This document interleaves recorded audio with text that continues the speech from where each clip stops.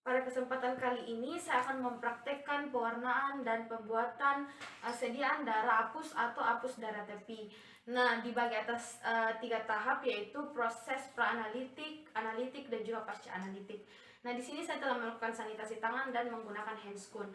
Nah, untuk proses pra-analitik persiapan pasien kita tidak memerlukan persiapan khusus. Nah, untuk persiapan sampel kita menggunakan darah kapiler segar atau EDTA. Nah, untuk prinsip tesnya yaitu dibuat apusan darah pada kaca objek. Nah, untuk prinsip pewarnaannya ini berdasarkan pada sifat kimia dalam sel. Nah, satu warna yang bersifat asam akan bereaksi dengan komponen sel yang bersifat alkalis. Begitupun sebaliknya. Nah, pewarnaan sediaan apus menggunakan prinsip Romanowski, yaitu menggunakan satu warna berbeda yang terdiri dari asurbi atau trimetilthionin yang bersifat basa dan eosin Y atau tetrabromofluorescence yang bersifat asam seperti anjuran The International Council for Standardization in Hematology. Nah, pewarnaan ini kita anjurkan adalah Wright Giemsa dan juga May Grunwald Giemsa. Nah, selanjutnya saya akan memperlihatkan alat dan bahannya. Di sini saya akan menjelaskan mengenai alat dan bahannya. Pertama yaitu kaca objek berukuran 25 x 75 mm, saya umpamakan seperti alat ini, dan juga kaca pendorong yang saya umpamakan seperti alat ini. Lalu ada rak kaca objek, kemudian pipet pasteur, kemudian metanol untuk fiksasi yang saya umpamakan seperti alat ini, dan juga larutan buffer yang saya umpamakan seperti alat ini. Kemudian pewarnaan Giemsa yang saya umpamakan seperti alat ini, dan juga pewarnaan MKG yang saya umpamakan seperti alat ini. Kemudian saya akan menjelaskan mengenai proses analitiknya. Di sini saya akan melakukan proses analitiknya. Nah, pertama untuk cara membuat sediaan apus, kita pilih kaca objek yang tepinya rata dan beri label pada untuk nama pasien dan juga nomor rekam medis. Kemudian di sini saya menyediakan sediaan kaca penghapus yang bisa digunakan dari kaca objek. Nah, kemudian kita meneteskan darah EDTA sebanyak 1 tetes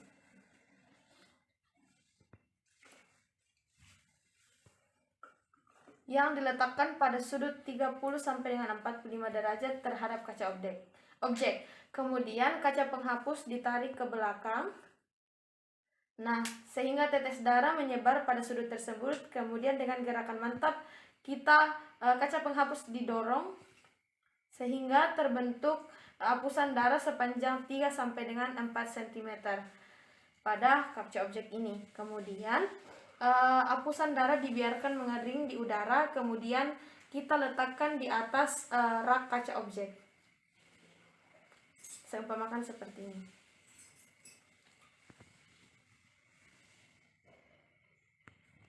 Adapun untuk mengetahui ciri-ciri sediaan yang baik dapat kita lihat seperti ini. Nah, tidak melebar sampai tepi kaca objek. Panjangnya itu 1,5 sampai dengan 2/3 dari panjang kaca. Bagiannya cukup tipis untuk kita periksa. Kemudian eritrosit itu terletak berdekatan tanpa bertumpuk. Kemudian terlihat rata, tidak berlubang dan tidak bergaris, mempunyai penyebaran leukosit yang baik, dan yang terakhir yaitu tidak berhimpun pada pinggir atau ujung sediaan. Selanjutnya saya akan melakukan pewarnaan sediaan apus dengan menggunakan pewarnaan MKG. Nah, pertama kita letakkan sediaan di atas rak kaca objek seperti ini. Lalu sediaan apus kita fiksasi dengan metanol. Kita tetes secara merata. Lalu kita biarkan hingga kering. Nah, setelah kering, kita tetesi larutan MKG. Siap pakai yang telah kita encerkan dengan larutan buffer. Ini larutan mgg yang telah siap pakai dan telah kita campur dengan buffer dengan perbandingan 1:1. Lalu kita tetesi di sediaan apus secara merata.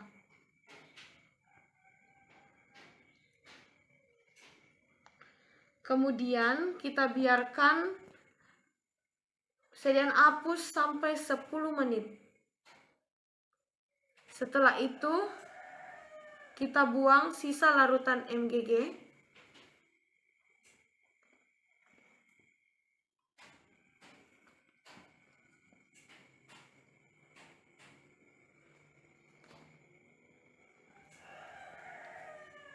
Nah,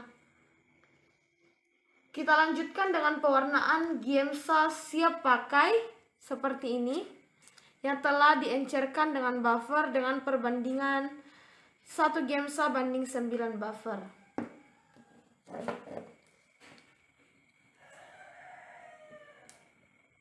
Kita tetesi.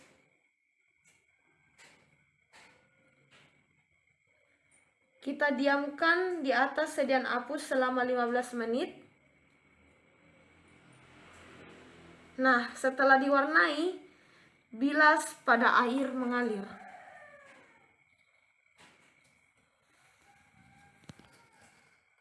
Mula-mula dengan lambat, lalu lebih kuat untuk mengeluarkan semua sisa satu warna.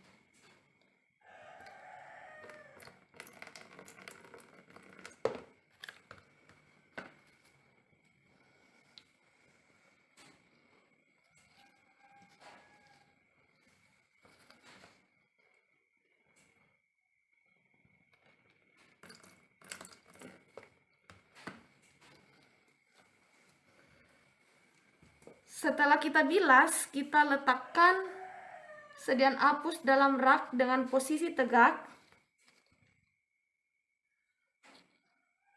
Dan kita biarkan sampai kering.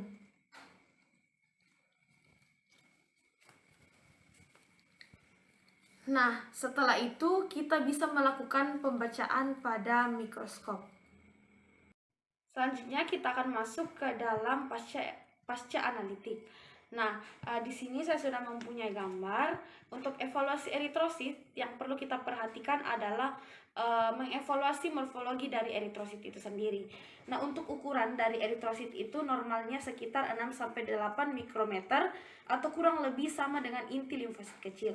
Kemudian bentuknya itu berbentuk bikonkav bundar, di mana bagian tepinya itu lebih merah daripada bagian sentralnya. Lalu warnanya itu bagian sentralnya ini lebih pucat, itu yang disebut dengan akromia sentral, yang luasnya itu sekitar 1/3 sampai dengan 1/2 kali diameter eritrosit. Nah, kemudian ada namanya benda-benda inklusi dan juga sebaran.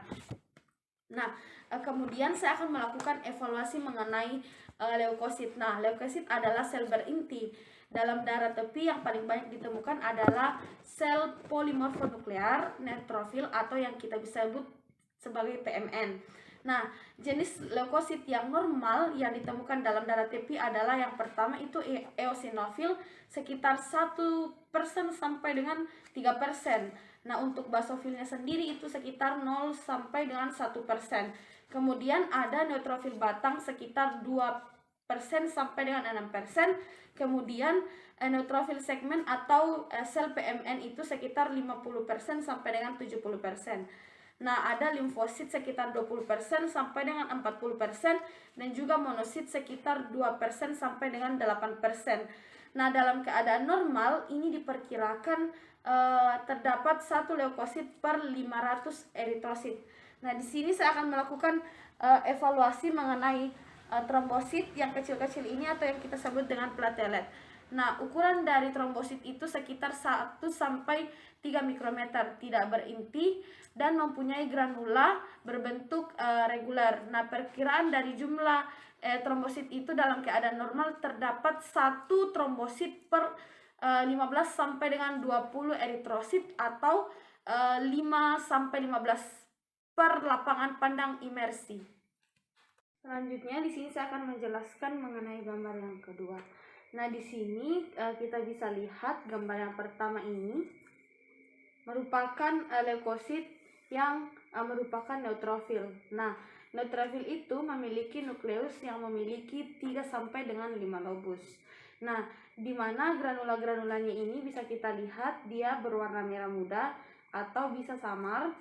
Nah, fase hidupnya itu 1 sampai dengan 4 hari dan fungsinya itu untuk memfagositosis atau untuk membunuh bakteri. Kemudian kita bisa lihat gambar yang kedua ini merupakan band cell, adalah imatur band dari neutrofil yang merupakan bentuk imatur dari neutrofil yang baru saja keluar dari bone marrow-nya kita. Kemudian nukleus berbentuk band dan membentuk segmen. Kemudian gambar ketiga ini merupakan limfosit. Nah, limfosit ini memiliki nukleus yang berbentuknya bisa kita lihat agak bulat. Dia tidak memiliki granulosit atau agranulosit. Nah, masa hidupnya ini bisa berjam-jam, bahkan bisa sampai dengan bertahun-tahun, yang terdiri dari limfosit T dan juga limfosit B. Nah, bisa kita lihat sitoplasmanya ini tidak terlalu aktif, yang mengandung mitokondria dan ribosom bebas. Nah, fungsinya ini dia sebagai sel regulator dan sel efektor untuk imunitas aktif. Nah, kemudian bisa kita lihat gambar yang keempat ini merupakan monosit. Nah, monosit ini memiliki nukleus yang nukleusnya ini indentasi atau membentuk huruf C. Bisa kita lihat seperti huruf C. Nah, di mana tidak memiliki granul atau agranulosit. Nah, masa hidupnya ini terhitung jam sampai bahkan bisa memakan tahun. Nah, untuk sitoplasmanya sendiri bisa kita lihat dia mengandung mitokondria dan beberapa lisosom kecil yang fungsinya itu sebagai prekursor dari makrofag dan sel mononuklear fagosit lainnya. Kemudian bisa kita lihat di gambar yang kelima ini. Nah, ini merupakan eosinofil. Nah, nukleusnya ini memiliki lobus dan memiliki granula yang berwarna merah atau pink tua pada masa hidupnya. Nah, biasanya masa hidupnya itu memakan 1 sampai dengan waktu 2 minggu. Nah, di mana diameternya itu sekitar 10 sampai dengan 134 mikrometer. Kemudian terdapat bisa kita lihat terdapat butiran spesifik yang berbentuk bulat telur dan mengandung tubuh kristaloid gelap yang terdiri dari protein dasar utama atau MBP. Nah, sitoplasmanya ini mengandung lisosim. Nah, atau butiran asurofilik. Nah, fungsinya ini untuk membunuh cacing atau parasit yang masuk ke dalam tubuh kita, dan fungsi lainnya itu untuk memodulasi terjadinya inflamasi yang bersifat lokal.